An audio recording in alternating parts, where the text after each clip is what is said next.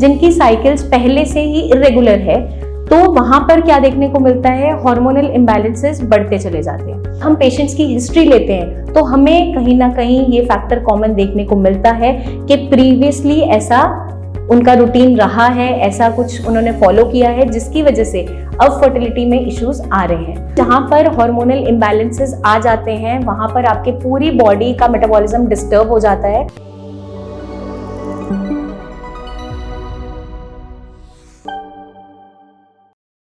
आजकल बहुत सी females contraceptive pills का यूज बिना सोचे समझे बहुत इजीली कर रहे होते हैं। तो शुरुआत में तो ये बहुत कन्वीनियंट लगता है, इजी टू यूज लगता है, शॉर्ट टर्म के लिए सही भी है, लेकिन जब लॉन्ग टर्म ये यूज किया जाता है तो इसके कई सारे साइड इफेक्ट्स देखने को मिलते हैं। हमारे बहुत से पेशेंट्स आते हैं जो ये कंप्लेन भी करते हैं और हमें अपनी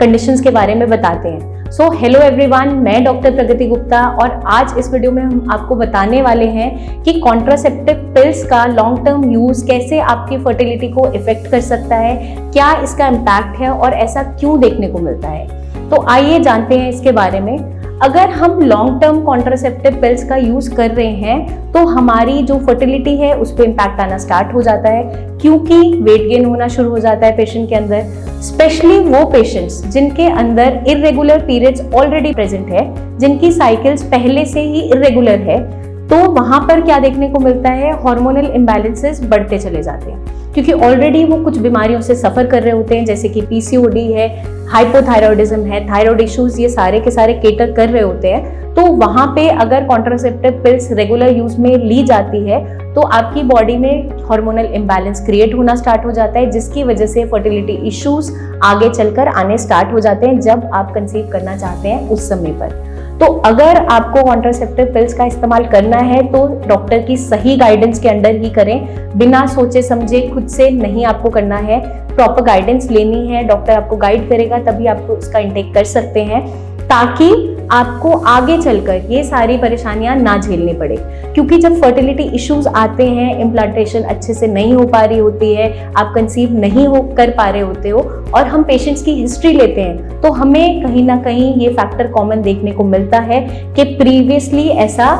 उनका रूटीन रहा है, ऐसा कुछ उन्होंने फॉलो किया है, जिसकी वजह से अब फर्टिलिटी में इश्यूज आ रहे हैं। तो अगर हम चाहते हैं इन सारी चीज़ों से बचना तो बहुत ही प्रिकॉशन के साथ हमें यूज करना है। और अगर हम लॉन्ग टर्म से कॉन्ट्रासेप्टिव पिल्स का इस्तेमाल कर रहे हैं और अब कंसीव नहीं कर पा रहे हैं तो उसके लिए आपको सबसे पहले क्या करना है, अपनी बॉडी को थोड़ा सा समय देना है, एक अच्छी डाइट का इंटेक करना है, अपना लाइफस्टाइल सुधारना है, साथ के साथ अपनी बॉडी को स्ट्रेंथन अप करना है। क्योंकि जहां पर हार्मोनल इम्बैलेंसेस आ जाते हैं वहां पर आपके पूरी बॉडी का मेटाबॉलिज्म डिस्टर्ब हो जाता है। अगर हम नेचुरली फर्टिलिटी को बूस्ट करना चाहते हैं तो हम अपने मेटाबॉलिज्म को सुधार सकते हैं कुछ ड्रिंक्स को ऐड ऑन करके। आंवला ड्रिंक है, आपका सिनेमन टी है या फिर आपका जिंजर टी है, हम इसको बॉईल करके काढ़ा बनाकर इस्तेमाल कर सकते हैं। बहुत सी आयुर्वेदिक हर्ब्स भी प्रेजेंट है जिसकी मदद से भी आप अपनी बॉडी को रिजुवनेट कर सकते हैं, जैसे कि अश्वगंधा है, आपका पुत्र जीवक है, आपका शतावरी है, सौंठ है, ये सारे के सारे आपको नेचुरली कंसीव करने में हेल्प कर सकते हैं, जो कि आपके मेटाबॉलिज्म को सुधारते हैं। और यही सारी पावरफुल हर्ब्स आपको मिलती है हमारी सीड फिट की